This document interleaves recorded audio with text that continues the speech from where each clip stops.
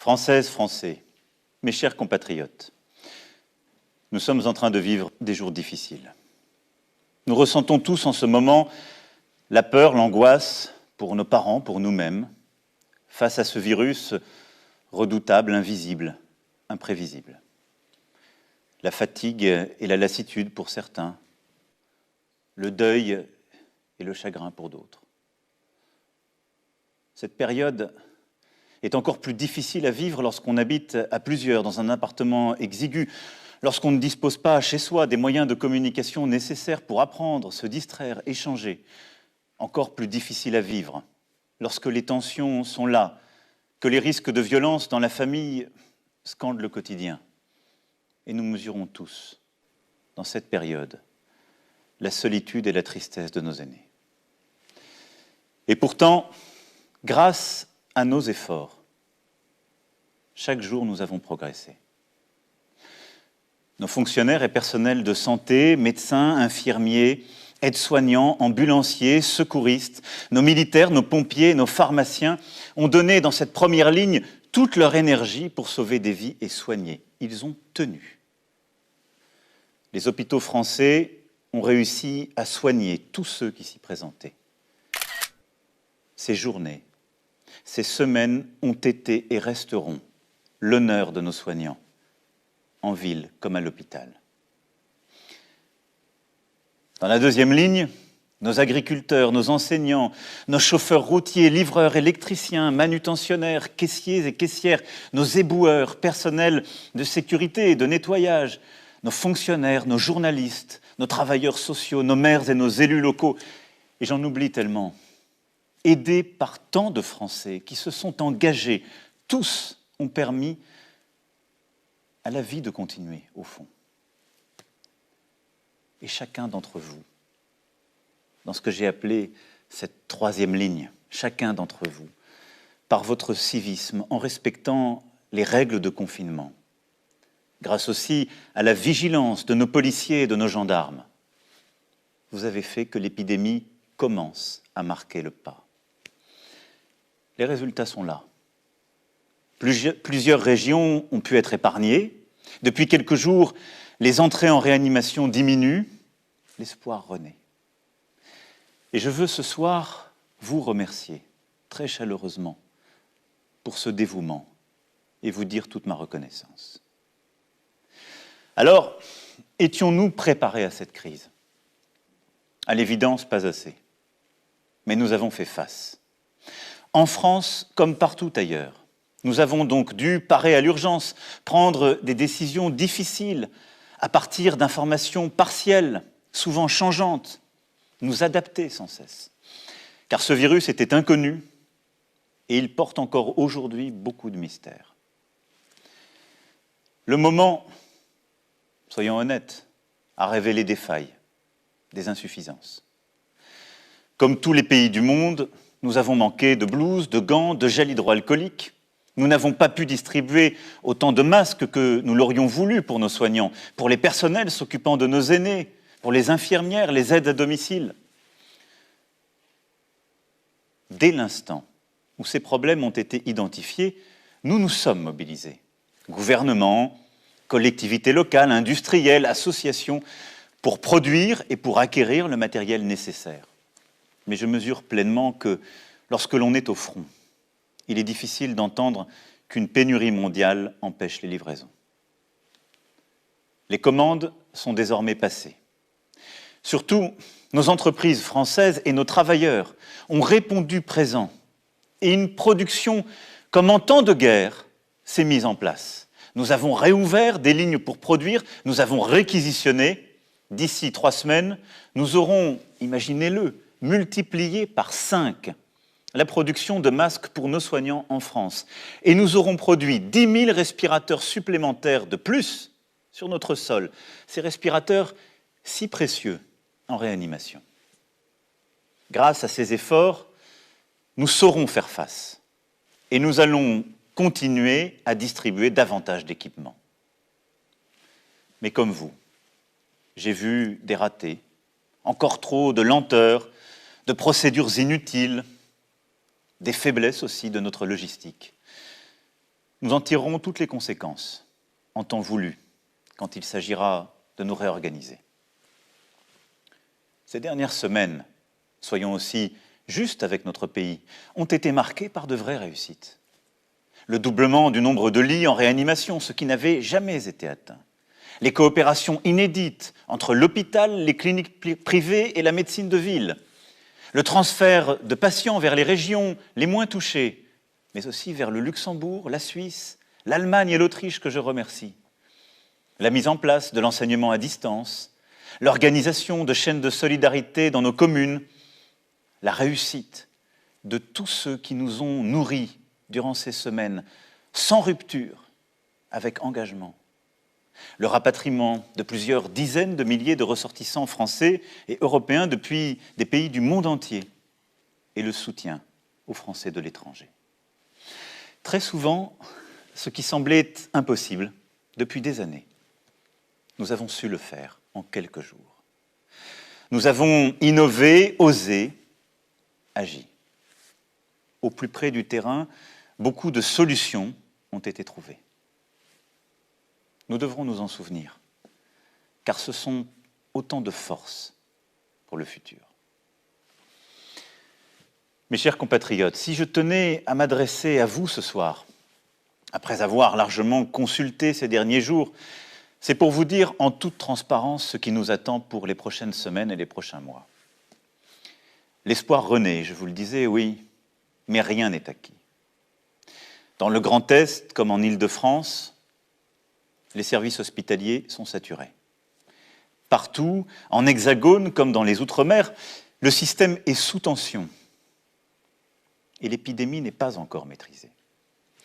Nous devons donc poursuivre nos efforts et continuer d'appliquer les règles. Plus elles seront respectées, plus nous sauverons de vies. C'est pour cela que le confinement le plus strict doit encore se poursuivre jusqu'au lundi 11 mai. C'est durant cette période le seul moyen d'agir efficacement. C'est la condition pour ralentir encore davantage la propagation du virus, réussir à retrouver des places disponibles en réanimation et permettre à nos soignants de reconstituer leurs forces. Le lundi 11 mai ne sera possible que si nous continuons d'être civiques, responsables, de respecter les règles et que si la propagation du virus a effectivement continué à ralentir. Je mesure pleinement, en vous le disant, l'effort que je vous demande. Durant les 4 semaines à venir, les règles prévues par le gouvernement devront continuer d'être respectées. Elles sont en train de montrer leur efficacité et ne doivent être ni renforcées ni allégées, mais pleinement appliquées. Je demande à tous nos élus, dont je sais l'importance dans cette période, je demande à tous nos élus, comme la République le prévoit en cette matière, d'aider à ce que ces règles soient les mêmes partout sur notre sol. Des couvre-feux ont été décidés là où c'était utile, mais il ne faut pas rajouter des interdits dans la journée. Pour notre vie quotidienne, il faut continuer, lorsque nous sortons, à appliquer les gestes barrières, nous tenir à distance et nous laver les mains. Je veux aussi vous rappeler que tous ceux qui ont une maladie chronique ou souffrent d'autres maladies doivent pouvoir continuer à consulter leur médecin. Car il n'y a pas que le virus qui tue. L'extrême solitude, le renoncement à d'autres soins peuvent être aussi dangereux. Je souhaite aussi que les hôpitaux et les maisons de retraite puissent permettre d'organiser pour les plus proches, avec les bonnes protections, la visite aux malades en fin de vie, afin de pouvoir leur dire adieu. Durant cette phase de confinement, le pays continue à vivre, et heureusement. Certaines activités sont interdites car incompatibles avec les règles sanitaires. Pour tous les autres secteurs économiques, quand la sécurité des travailleurs et des entrepreneurs est bien garantie, ils doivent pouvoir produire, et ils l'ont largement fait depuis maintenant 1 mois. Pour tous ceux qui doivent être aidés durant cette période, Les mesures de chômage partiel pour les salariés et de financement pour les entreprises seront prolongées et renforcées. Elles sont inédites et protègent d'ores et déjà plus de 8 millions de nos salariés et nombre de nos entreprises. Pour les artisans, les commerçants, les professions libérales et les entrepreneurs, le Fonds de solidarité apporte une première réponse. Mais je sais votre angoisse. Je l'ai entendu, je l'ai lu. Les charges qui continuent de tomber, les traites, les loyers, les emprunts. C'est pourquoi j'ai demandé au gouvernement d'accroître fortement les aides, de les simplifier pour vous permettre de surmonter cette période. Je souhaite que les banques puissent décaler toutes les échéances beaucoup plus massivement qu'elles ne l'ont fait. Et les assurances doivent être au rendez-vous de cette mobilisation économique. J'y serai attentif. Il y a donc un travail dans les prochains jours à poursuivre pour vous consolider économiquement dans cette période. Rapidement, un plan spécifique sera mis en œuvre pour les secteurs qui, comme le tourisme, l'hôtellerie, la restauration, la culture et l'événementiel, seront durablement affectés. Des annulations de charges et des aides spécifiques seront mises en place. Pour les plus fragiles et les plus démunis, ces semaines sont aussi très difficiles. Je veux remercier les maires, les élus locaux, les associations qui se sont fortement mobilisés aux côtés du gouvernement. Et j'ai demandé à celui-ci d'aller plus loin, là aussi, et de verser sans délai une aide exceptionnelle aux familles les plus modestes avec des enfants, afin de leur permettre de faire face à leurs besoins essentiels. Les étudiants les plus précaires, vivant parfois loin de leur famille, en particulier lorsque celles-ci viennent d'outre-mer, seront aussi aidés. Dès mercredi, le Conseil des ministres décidera des moyens financiers nouveaux et le gouvernement apportera toutes les réponses nécessaires à chaque fois qu'il le faudra. Le 11 mai prochain, mes chers compatriotes, sera donc le début d'une nouvelle étape. Elle sera progressive. Les règles pourront être adaptées en fonction de nos résultats, car l'objectif premier demeure la santé de tous les Français. À partir du 11 mai, nous rouvrirons progressivement les crèches, les écoles, les collèges et les lycées. C'est pour moi une priorité, car la situation actuelle creuse des inégalités. Trop d'enfants, notamment dans les quartiers populaires, dans nos campagnes, sont privés d'école, sans avoir accès au numérique, et ne peuvent être aidés de la même manière par les parents. Dans cette période, les inégalités de logement, les inégalités entre familles sont encore plus marquées. C'est pourquoi nos enfants doivent pouvoir retrouver le chemin des classes. Le gouvernement, dans la concertation, aura à aménager des règles particulières, organiser différemment le temps et l'espace, bien protéger nos enseignants et nos enfants avec le matériel nécessaire. Pour les étudiants de l'enseignement supérieur, les cours ne reprendront pas physiquement jusqu'à l'été. Le gouvernement précisera, pour chacun, la bonne organisation qui sera nécessaire, en particulier pour les examens et les concours.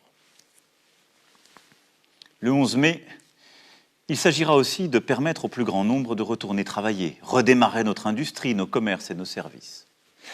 Le gouvernement préparera sans délai ces réouvertures avec les partenaires sociaux pour que des règles soient établies afin de protéger les salariés au travail.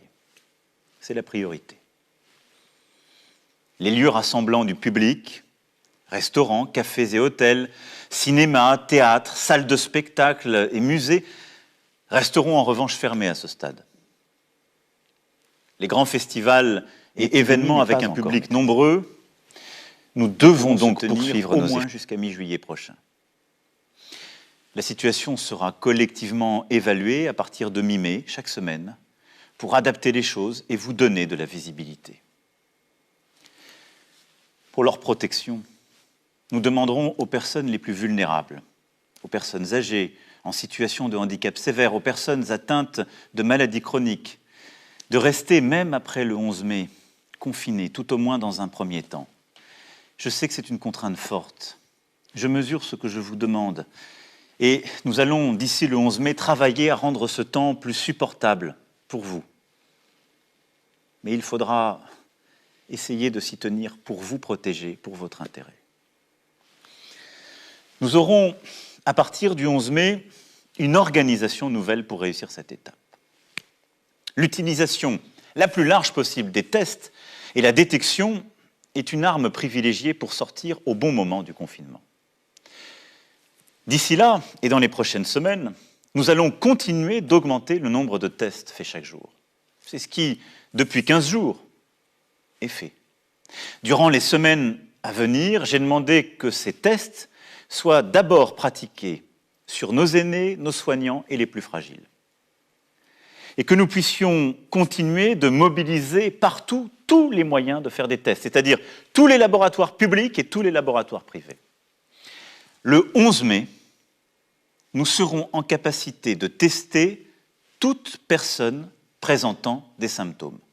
Nous n'allons pas tester toutes les Françaises et tous les Français, ça n'aurait aucun sens. Mais toute personne ayant un symptôme doit pouvoir être testée.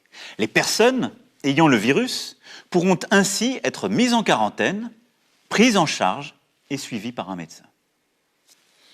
Pour accompagner cette phase, plusieurs innovations font l'objet de travaux avec certains de nos partenaires européens, comme une application numérique dédiée qui, sur la base du volontariat et de l'anonymat, permettra de savoir si oui ou non l'on s'est trouvé en contact avec une personne contaminée.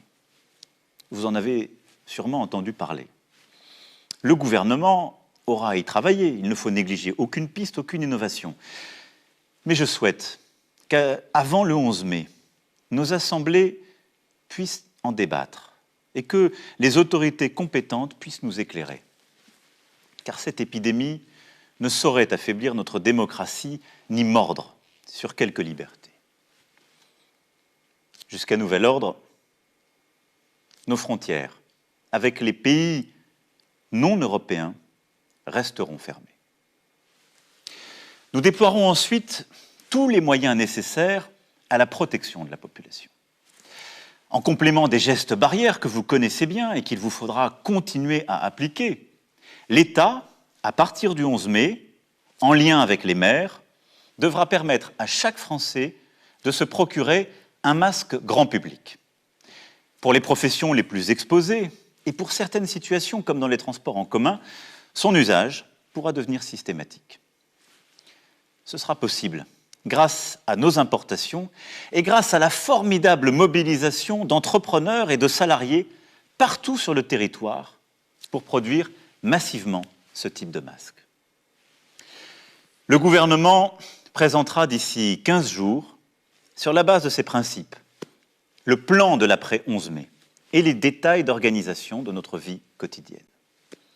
Des points de rendez-vous réguliers se tiendront pour que nous puissions adapter les mesures prises et ensemble décider de manière régulière d'ajuster les choses. Alors, à quelle échéance dès lors? Peut-on espérer entrevoir la fin définitive de cette épreuve? Quand pourrons-nous renouer avec la vie d'avant? Je sais vos questionnements, je les partage. Ils sont légitimes. J'aimerais tellement pouvoir tout vous dire et vous répondre sur chacune de ces questions, mais en toute franchise, en toute humilité, nous n'avons pas de réponse définitive à cela. Aujourd'hui, d'après les premières données qui seront prochainement affinées par ce qu'on appelle les tests sérologiques, une très faible minorité de Français ont contracté le Covid-19. Ce qui veut dire que nous sommes loin de ce que les spécialistes appellent l'immunité collective, c'est-à-dire ce moment où le virus arrête de lui-même sa circulation parce que suffisamment d'entre nous l'avons eu. C'est pourquoi la première voie pour sortir de l'épidémie est celle des vaccins. Tout ce que le monde compte de talents, de chercheurs, y travaille. La France est reconnue en la matière et a d'excellentes ressources. Parce que c'est sans doute la solution la plus sûre, même s'il faudra plusieurs mois au moins pour la mettre en œuvre. Notre pays investira encore plus massivement dans la recherche. Et je porterai dans les prochains jours une initiative avec nombre de nos partenaires en votre nom pour accélérer les travaux en cours. La seconde voie, ce sont les traitements. Nous y travaillons depuis le premier jour. Il y a eu, je le sais, beaucoup de débats dans le pays. Toutes les options sont explorées. Et notre pays est celui qui a engagé le plus d'essais cliniques en Europe. J'ai tenu moi-même à comprendre chacune des options possibles, à m'assurer que tout était essayé dans les meilleurs délais et avec rigueur. Il ne s'agit pas de donner un traitement si on n'est pas sûr, mais de procéder à tous les essais cliniques pour que toutes les pistes soient poursuivies. Et croyez-le, nos médecins, nos chercheurs travaillent d'arrache-pied.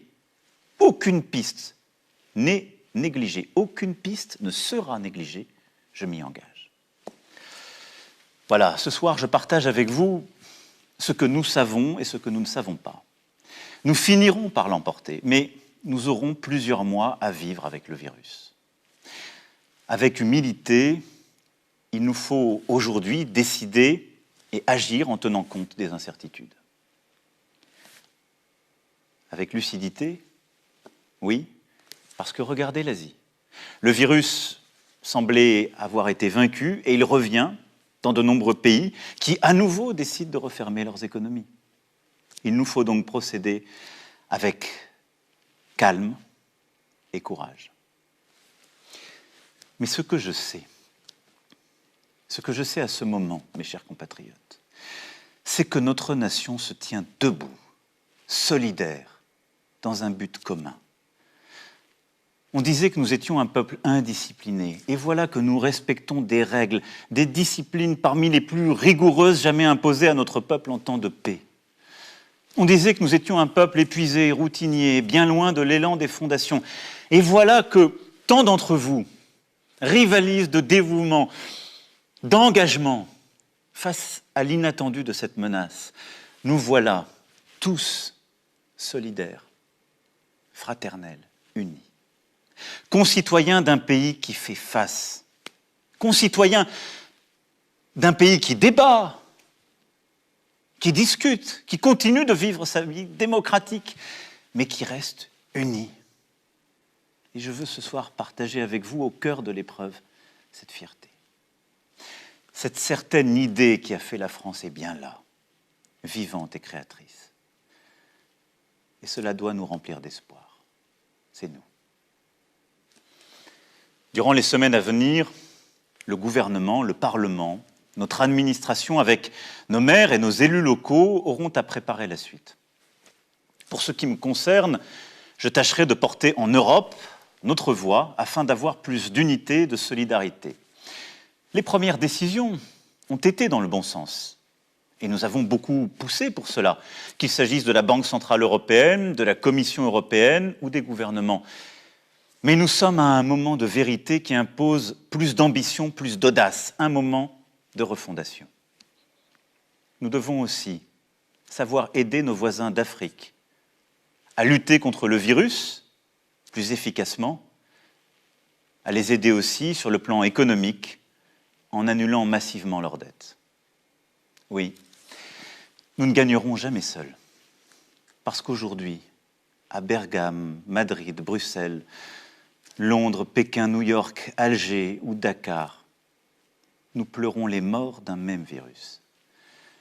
Alors si notre monde sans doute se fragmentera, il est de notre responsabilité de bâtir dès aujourd'hui des solidarités et des coopérations nouvelles. Il nous reviendra aussi, dans les prochaines semaines, de préparer l'après. Il nous faudra rebâtir notre économie plus forte afin de produire et redonner plein espoir à nos salariés et nos entrepreneurs, garder notre indépendance financière. Il nous faudra rebâtir une indépendance agricole, sanitaire, industrielle et technologique française et plus d'autonomie stratégique pour notre Europe. Cela passera par un plan massif pour notre santé, notre recherche, nos aînés, entre autres. Il nous faudra nous rappeler aussi que notre pays, aujourd'hui, tient tout entier sur des femmes et des hommes que nos économies reconnaissent et rémunèrent si mal. Les distinctions sociales ne peuvent être fondés que sur l'utilité commune. Ces mots, des Français les ont écrits il y a plus de 200 ans. Nous devons aujourd'hui reprendre le flambeau et donner toute sa force à ce principe. Il nous faudra bâtir une stratégie où nous retrouverons le temps long, la possibilité de planifier la sobriété carbone, la prévention, la résilience, qui seuls peuvent permettre de faire face aux crises à venir. Ces quelques évidences s'imposent aujourd'hui à nous, mais ne suffiront pas. Et je reviendrai donc vers vous pour parler de cet après. Le moment que nous vivons est un ébranlement intime et collectif. Sachons le vivre comme tel. Il nous rappelle que nous sommes vulnérables. Nous l'avions sans doute oublié. Et ne cherchons pas tout de suite à y trouver la confirmation de ce en quoi nous avions toujours cru. Non. Sachons dans ce moment sortir des sentiers battus, des idéologies, et nous réinventer. Moi le premier. Il y a dans cette crise une chance. Nous ressouder, éprouver notre humanité, bâtir un autre projet dans la concorde. Un projet français, une raison de vivre ensemble, profonde. Dans les prochaines semaines, avec toutes les composantes de notre nation, je tâcherai de dessiner ce chemin qui rend cela possible. Mes chers compatriotes, nous aurons des jours meilleurs et nous retrouverons les jours heureux, j'en ai la conviction. Et les vertus qui aujourd'hui nous permettent de tenir seront celles qui nous aideront à bâtir l'avenir. Notre solidarité, notre confiance, notre volonté. Alors prenez soin de vous, prenons soin les uns des autres et nous tiendrons. Vive la République, vive la France.